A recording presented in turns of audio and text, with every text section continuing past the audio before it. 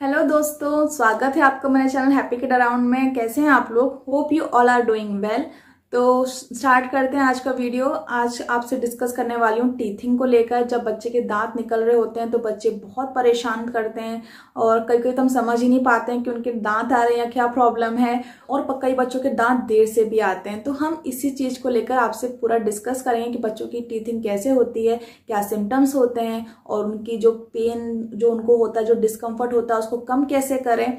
और साथ ही साथ अगर आपके बच्चे का टीथ लेट आ रहे हैं तो क्या करें। एंड इस वीडियो के लास्ट में मैं आपको एक टोटका बताने वाली हूँ, जो अगर आपके बच्चे के दांत में निकलने में प्रॉब्लम हो रही हो या फिर देर से निकल रहे हो, या तो आप ये टोटका यूज कर सकते हैं। उससे आपके बच्चे के दांत बिल्कुल हंसते खेलते आराम से निकल आएंगे। कब निकल आएंगे आपको मालूम भी नहीं पड़ेगा। मैं पर्सनली इन चीजों पे बिलीव नहीं करती हूँ, टोटका वगैरह पे अंधविश्वास वाली चीजें होती है, मैं जानती हूँ। बट मैंने पिछले एक वीडियो में भी आपसे कहा है कि अगर कोई चीज हमारे बच्चे को फायदा कर रही हो और वो उससे कोई नुकसान नहीं हो रहा हो तो फिर उसको यूज करने में क्या जाता है, उसको ट्राई करने में क्या जाता है। क्या मालूम हमारी दादी नानी सही कहती हो, सही में ऐसी चीज वर्क करती हो, तो आप भी ये उपाय भी ट्राई कर सकते हैं। क्या मालूम आपको बेनिफिट हो जाए इन उपायों से। सो गाइस, चलिए स्टार्ट करते हैं इस वीडियो को। पर उससे पहले छोटा सा इंट्रो।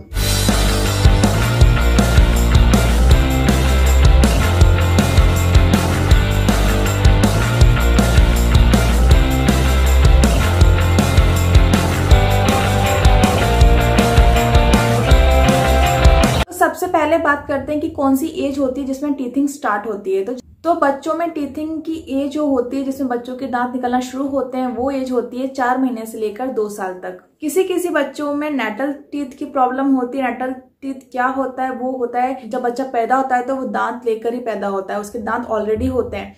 तो ये प्रॉब्लम भी कई बच्चों में होती है और जो डॉक्टर्स होते हैं वो जब बच्चा डिस्चार्ज होता है तभी वो दांत निकाल देते हैं उसके नेटल टीथ। क्योंकि जो नेटल टीथ होते हैं बहुत लूज होते हैं, वो कभी भी टूट सकते हैं और छोटा बच्चा होता है तो डर रहता है कि उसके दांत टूट के उसके लंग्स में ना चले जाएं। इसलिए नेटल टीथ बच्चों के डिस्चार्ज के टाइम पे निकाल दिए जाते हैं। सिम्टम्स, क्या सिम्टम्स होते हैं, हम कैसे जाने कि बच्चे के दांत आ रहे हैं कि या फिर उसको नॉर्मली कोई और प्रॉब्लम है। क्योंकि समझना बहुत मुश्किल हो जाता है बच्चों को कि उनको क्या प्रॉब्लम हो रही है, क्यों वो परेशान हो रहे हैं, क्या उनको डिस्कम्फर्ट हो रहा है। तो ये टीथिंग के साइन और सिम्टम्स ही काफी कॉम्प्लिकेटेड होते हैं समझना। पहला साइन है इंक्रीज ड्रूलिंग। वो ज्यादा मुंह से थूक निकालते हैं। तो ये बहुत ही कॉमन सिम्टम्स है, सारे बच्चों में सिम्टम्स होते हैं इंक्रीज ड्रूलिंग वाला। काफी वो थूक निकालते हैं, काफी लार निकालते हैं। सेकंड सिम्टम है जो गम एरिया है, जहाँ पे उनके दांत निकलने वाले होते हैं, वहां पे रेडनेस हो जाती है, स्वेलिंग हो जाती है, कभी कभी तो खून जैसा भी दिखता है निकलता हुआ। तो वो भी एक सिम्टम होता है दांत निकलने को लेकर। थर्ड सिम्टम होता है रेस्टलेस और डिक्रीज स्लीपिंग। बच्चे को बिल्कुल आराम नहीं रहता है, वो बहुत परेशान रहता है, सो भी नहीं पाता है क्योंकि उसको इतना डिस्कम्फर्ट होता है दांतों में, उनके मसूड़ों में, जिस वजह से वो सो भी नहीं पाते हैं। फोर्थ है रिफ्यूज टू ईट फूड। वो खाना पीना छोड़ देते हैं, वो मसूड़े होते हैं उनमें सोरनेस रहती है जिसकी वजह से वो खाना पीना भी छोड़ देते हैं या फिर खाना पीना कम कर देते हैं। फिफ्थ सिम्टम है बच्चा मुंह में ज्यादा हाथ लेता है, ज्यादा मुंह में हाथ डालता रहता है। ये भी एक साइन होता है कि आपके बच्चे के दांत आने वाले हैं। सिक्स्थ है mild rashes around the mouth. उनके मुंह के आसपास रैशेस हो जाते हैं क्योंकि वो इतनी लार निकालते हैं, इतनी थूक निकालते हैं, इसकी वजह से उनको मुंह स्किन पे इन्फेक्शन भी हो जाता है। इस वजह से भी उनको मुंह पे रैशेस हो जाते हैं आसपास। सेवंथ सिम्टम होता है रबिंग चीज और ईयर्स।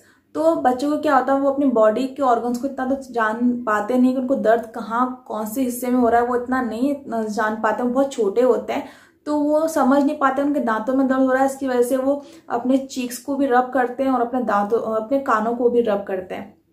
तो ये भी एक सिम्टम होता है कि आपके बच्चे के दांत आ रहे हैं। और कुछ ऐसे सिम्टम होते हैं जो मिथ बना के रखा है कि ये सिम्टम भी होते हैं दांत आने के, बट वो बिल्कुल भी सिम्टम्स नहीं होते हैं दांत आने के। उसमें से पहला है फीवर, सेकंड है डायरिया या वोमिटिंग, थर्ड है जुकाम होना, एंड फोर्थ है उनकी पूरी बॉडी पे रैशेज होना। उसका भी कोई कनेक्शन नहीं है टीथिंग से।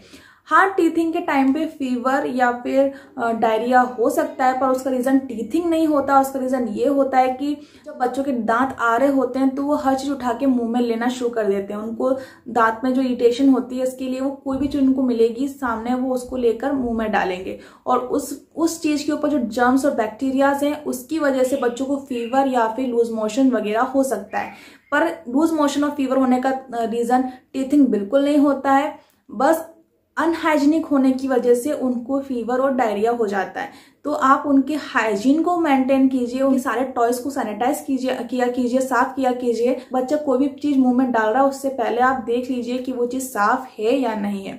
तो अगर आप ऐसे हाइजीन को मेंटेन करेंगे तो कभी भी टीथिंग के टाइम पे बच्चों को फीवर या लूज मोशन वगैरह नहीं होगा। चलिए अब बात करते हैं कि हम कैसे जो बच्चों को तकलीफ हो रही होती है दांत निकलने के टाइम पे उसको कम कर सकते हैं। क्या करें कि बच्चों को तकलीफ ना हो और उनके आसानी से दांत निकल जाए। तो उसके लिए सबसे पहले आपको ये करना है कि बच्चों की जो गम्स हैं, उनके मसूड़े होते हैं, उन पे हल्के से मसाज करना है आपको। आप एक क्लीन फिंगर से, मतलब साफ उंगली से भी मसाज कर सकते हैं, या फिर छोटी सी चम्मच होती है, बिल्कुल छोटी सी, उसकी जो बैक साइड होता है, चम्मच का जो बैक साइड होता है, उसको आप फ्रिज में रखकर ठंडी ठंडी जो स्पून होती है उससे भी आप बच्चे के मसूड़ों पे मसाज कर सकते हैं। सेकंड मेथड में आप बच्चों को टीथिंग रिंग दे सकते हैं। छोटी छोटी रिंग्स आती हैं जिसमें पानी सा भरा रहता है और वो बिल्कुल प्लास्टिक की होती हैं, जो बच्चे चबाते हैं, जिसको उसको टीथर बोलते हैं। तो आप वो भी काफी शेप और साइज की आती हैं, तो आप वो भी बच्चे को दे सकते हैं। और उसको देने से पहले आप उस टीथिंग रिंग को फ्रिज में रख दीजिए और फ्रिज में जब ठंडी ठंडी हो फिर निकाल के उसको दीजिए। उसको बहुत आराम मिलता है उससे, क्योंकि उसको ठंडी ठंडी सिकाई होती है उसकी मसूड़ों पे, तो उसको काफी रिलैक्स फील होता है, उसको दर्द में भी काफी आराम मिलता है। तो आप फ्रिज में रखकर वो टीथिंग रिंग बच्चे को दे सकते हैं, उससे बच्चों को काफी आराम मिलेगा। बट आपको ये ध्यान रखना है कि वो टीथिंग रिंग को आपको फ्रीजर में नहीं रखना है, मीन्स बर्फ के ऊपर नहीं रखना है, क्योंकि जो फ्रोजन टीथिंग रिंग होगी वो आपके बच्चे के मसूड़ों पे नुकसान पहुंचा सकती है, उसको डैमेज कर सकती है। इसलिए बच्चों को बर्फ या फिर टीथिंग रिंग बर्फ वाली बिल्कुल भी नहीं देनी है। नॉर्मल फ्रिज की चिल्ड आपको ठंडी ठंडी आपको टीथिंग रिंग देनी है, पर फ्रीजर से निकली हुई टीथिंग रिंग आपको नहीं देनी है। थर्ड मेथड है टीथिंग ऑइंटमेंट। आजकल ऐसे काफी ऑइंटमेंट्स आ रहे हैं जो आप बच्चे के मसूड़ों पे लगा देंगे तो उनको काफी आराम मिलेगा, काफी उनके मसूड़े सूद होंगे और साथ ही साथ उनके मसूड़े नम भी हो जाएंगे, जिससे उनको पेन वगैरह फील नहीं होगा। तो ऐसे काफी ऑइंटमेंट्स मार्केट में अवेलेबल, आप वो ले सकते हैं, या फिर आप अपने डॉक्टर से या डेंटिस्ट से भी प्रिस्क्राइब करवा सकते हैं ऐसा ऑइंटमेंट। वैसे कीकू का भी एक कीकू या चीकू जो भी है उसका भी एक टूथ जेल अवेलेबल है, आप वो भी ट्राई कर सकते हैं। वो भी काफी काल्मिंग होता है बच्चों के लिए, क्योंकि इसमें कैमोमाइल होता है, तो आप वो भी यूज कर सकते हैं बच्चों के मसूड़ों पर लगाने के लिए। फोर्थ है allow your child to suck cold और वेट क्लॉथ, या आप बच्चे को गीला कपड़ा या फिर ठंडा कपड़ा दे सकते हैं। वो भी अगर वो सक करेगा या चबाएगा तो उसको काफी आराम मिलेगा। फिफ्थ है उनको फिंगर फूड देना। बच्चे खाने पीने से मना कर देते हैं, लेकिन जब फिंगर फूड वो चबाते हैं तो उनको काफी आराम मिलता है दांतों में, तो आप उनको फिंगर फूड दे सकते हैं। फिंगर फूड में आप नॉर्मल कुकम्बर भी दे सकते हैं, मीन्स खीरा दे दीजिए, ठंडा फ्रिज से निकला कुकम्बर स्लाइस काट दीजिए लंबी सी, वो आप उनको दीजिए, जिससे वो चबाएंगे, उनको मसूड़ों पे काफी आराम मिलेगा। बट वो आपको, अगर आपका बच्चा 6 मंथ से ऊपर है तभी देना है, एंड उनके चॉकिंग पे भी ध्यान देना है कि वो उसकी बाइट ना काट लें, जिससे उनके मुंह में वो फंस जाए। एंड 6th है जब बच्चे खाना पीना बंद कर देते हैं तो आप उनको थोड़ी सूपी और वाटरी चीजें दीजिए उस टाइम पर जब उनके दांत निकल रहे हो, तो उनको ठोस चीजें कम दीजिए। एंड 7th और लास्ट मेथड है कि आपको अपने बच्चे का कैल्शियम इंटेक बढ़ाना है। उसके लिए आप कैल्शियम के सप्लीमेंट आता है वो भी ले सकते हैं डॉक्टर से प्रिस्क्राइब करवा के, और डॉक्टर जनरली इस टाइम पर प्रिस्क्रिप्शन में लिख ही देते हैं कैल्शियम सप्लीमेंट, तो आप वो कैल्शियम सप्लीमेंट भी ले सकते हैं, जिससे आपके बच्चे कैल्शियम का इंटेक बढ़ेगा और उसको टीथिंग में बिल्कुल भी प्रॉब्लम नहीं आएगी। और इवन अगर आपके बच्चे के दांत लेट भी निकल रहे हैं तो भी आप कैल्शियम इंटेक बच्चे का बढ़ाइए, कैल्शियम के रिच फूड खिलाकर या फिर कैल्शियम सप्लीमेंट से। उसके बाद आपके बच्चे दांत जल्दी आ जाएंगे, बिल्कुल परेशानी नहीं होगी और डिले नहीं होगा उनके दांत आने में। तो अब मैं आपको बताती हूँ वो टोटका जो मैंने भी यूज किया है, क्योंकि आरुष के दांत काफी देर से निकल रहे थे और मैं काफी परेशान थी उस चीज से, तो मैंने भी ये चीज ट्राई की थी। और बिलीव में उसके दांत कब निकल गए मुझे मालूम भी नहीं पड़ा, मुझे कोई परेशानी भी नहीं हुई उसकी टीथिंग के टाइम पे।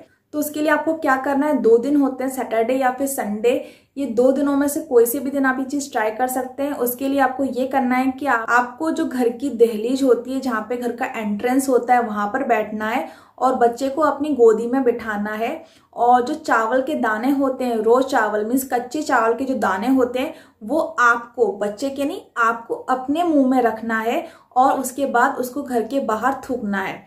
तो ये सिंपल सा तरीका आपको यूज करना है, और इस उपाय को यूज करते वक्त आपको किसी से बात नहीं करनी है, किसी का टोका टोकी भी नहीं होनी चाहिए, बिल्कुल चुपचाप आपको जाना है, मुंह में चावल रखना है, बच्चे को गोदी में बैठाना है और थूक के वापस अंदर आ जाना है। तो देखा ना आपने, इसमें ऐसा कुछ भी नहीं है जो आपके बच्चे को नुकसान पहुंचाए। तो ये चीज आप बेफिक्र होकर यूज कर सकते हैं, क्या मालूम आपको फायदा ही मिल जाएगा। यही था मेरा आज का वीडियो। अगर आपको पसंद आया हो तो प्लीज लाइक कर दीजिए एंड सब्सक्राइब करना बिल्कुल मत भूलिएगा मेरे चैनल को। अब मैं आपसे मिलूंगी किसी नए वीडियो में कुछ और इन्फॉर्मेशन के साथ। Till then bye.